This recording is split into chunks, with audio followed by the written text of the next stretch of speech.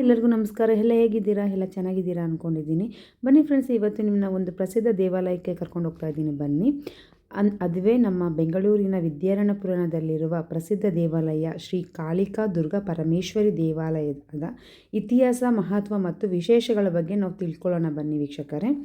ನವರಾತ್ರಿ ಹಬ್ಬದ ವೇಳೆ ಲಕ್ಷಾಂತರ ಭಕ್ತರು ಭೇಟಿ ನೀಡ್ತಾರೆ ವೀಕ್ಷಕರೇ ಈ ದೇವಾಲಯಕ್ಕೆ. ಈ ದೇವಾಲಯವು 1988ರಲ್ಲಿ ಶ್ರೀ ರಾಮು ಶಾಸ್ತ್ರಿ ಅವರ ಭಕ್ತಿಯಿಂದ ನಿರ್ಮಾಣಗೊಂಡಿತು.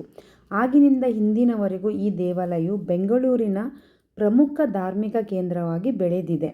ಪ್ರತಿ ವರ್ಷ ನವರಾತ್ರಿ, ದುರ್ಗಾ ಅಷ್ಟಮಿ ಮುಂತಾದ ಹಬ್ಬಗಳಲ್ಲಿ ಲಕ್ಷಾಂತರ ಭಕ್ತರು ಇಲ್ಲಿ ಬಂದು ಸೇರ್ತಾರೆ ಮತ್ತು ದೇವಿಗೆ ವಿಶೇಷವಾದ ಪೂಜೆ ಸಹ ನಡೆಯುತ್ತದೆ ವೀಕ್ಷಕರೇ. ಇಲ್ಲಿ ಈ ದೇವಾಲಯದ ಪ್ರಧಾನ ದೇವತೆ ಕಾಳಿಕಾ ದುರ್ಗಾ ಪರಮೇಶ್ವರಿ, ಕೆಲವೊಮ್ಮೆ ವಿಷ್ಣು ದುರ್ಗಾ ಎಂದು ಸಹ ಕರೆಯುತ್ತಾರೆ, ಏಕೆಂದರೆ ದೇವಿಯ ಕೈಯಲ್ಲಿ ಶಂಖ ಮತ್ತು ಚಕ್ರ ಇವೆಂದು ಹೇಳಲಾಗುತ್ತದೆ. ಈ ದೇವಾಲಯದ ಗೋಪುರವು ಸುಮಾರು 108 ಅಡಿ ಎತ್ತರವಿದ್ದು, ಇದು ಬೆಂಗಳೂರಿನ ಅತಿ ಎತ್ತರದ ದೇವಾಲಯ ಗೋಪುರಗಳಲ್ಲಿ ಒಂದಾಗಿದೆ. ದೇವಾಲಯದ ಆವರಣದಲ್ಲಿ ಶಕ್ತಿ ಗಣಪತಿ, ಸುರಭಿ ಕೃಷ್ಣ, ವಿಜಯದುರ್ಗಿ, ಅಘೋರ ಕಾಳಿ, ಶಕ್ತಿ ಶರಬೇಶ್ವರ, ದಕ್ಷಿಣಮೂರ್ತಿ, ನವಗ್ರಹ ದೇವತೆಗಳು ಹಾಗೂ ಶನೇಶ್ವರ ಸ್ವಾಮಿ ಮುಂತಾದ ದೇವತೆಗಳ ಸನ್ನಿಧಿ ಇದೆ ವೀಕ್ಷಕರೇ ಈ ದೇವಸ್ಥಾನದಲ್ಲಿ. ಈ ದೇವಾಲಯದಲ್ಲಿ ಪೂಜೆ ಮಾಡಿದರೆ ವೀಕ್ಷಕರೇ ಎಲ್ಲ ಕಷ್ಟಗಳು ನಿವಾರಣೆ ಆಗುತ್ತದೆ ವೀಕ್ಷಕರೇ, ಮತ್ತು ಮನಸ್ಸಿಗೆ ಶಾಂತಿ ದೊರಕುತ್ತದೆ.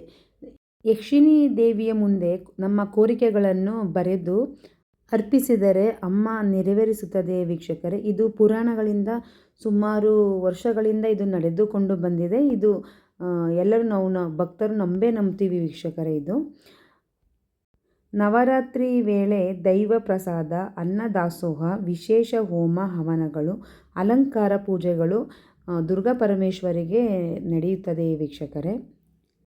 ಈ ದೇವಾಲಯದಲ್ಲಿ ಪ್ರಾರ್ಥನೆ ಮಾಡಿದರೆ ಕುಟುಂಬದಲ್ಲಿ ಸೌಭಾಗ್ಯ, ಆರೋಗ್ಯ ಹಾಗೂ ಸಮೃದ್ಧಿ ಬರುತ್ತದೆ. ನವರಾತ್ರಿ ಹಬ್ಬದ ವೇಳೆ ಸಾವಿರಾರು ಜನರು ಇಲ್ಲಿಗೆ ಬಂದು ದೈವದ ಅನುಗ್ರಹ ಪಡೆಯುತ್ತಾರೆ. ಈ ದೇವಸ್ಥಾನವು ಬೆಳಗ್ಗೆ 7ರಿಂದ ಮಧ್ಯಾಹ್ನ 12 ಗಂಟೆ ತನಕ ತೆಗೆದಿರುತ್ತದೆ ವೀಕ್ಷಕರೇ.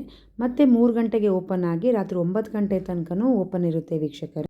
ಬೆಂಗಳೂರಿನ ವಿದ್ಯಾರಣ್ಯಪುರದಲ್ಲಿರುವ ಶ್ರೀ ಕಾಳಿಕಾ ದುರ್ಗಾ ಪರಮೇಶ್ವರಿ ದೇವಾಲಯವು ಶ್ರದ್ಧಾ, ಭಕ್ತಿ ಮತ್ತು ಆಧ್ಯಾತ್ಮಿಕ ಶಕ್ತಿಯ ಸಂಕೇತವಾಗಿದೆ. ನೀವು ಸಹ ಒಂದು ಬಾರಿ ಭೇಟಿ ನೀಡಿ ದೇವಿಯ ಅನುಗ್ರಹ ಪಡೆಯಿರಿ ವೀಕ್ಷಕರೇ. ಧನ್ಯವಾದಗಳು. ಈ ವಿಡಿಯೋ ನಿಮಗೆ ಇಷ್ಟವಾದಲ್ಲಿ ಶೇರ್ ಮಾಡಿ, ಲೈಕ್ ಮಾಡಿ ಮತ್ತು ಸಬ್ಸ್ಕ್ರೈಬ್ ಮಾಡಿಕೊಳ್ಳಿ ನನ್ನ ಚಾನಲನ್ನು. ನವರಾತ್ರಿ ಹಬ್ಬದ ಶುಭಾಶಯಗಳು ವೀಕ್ಷಕರೇ.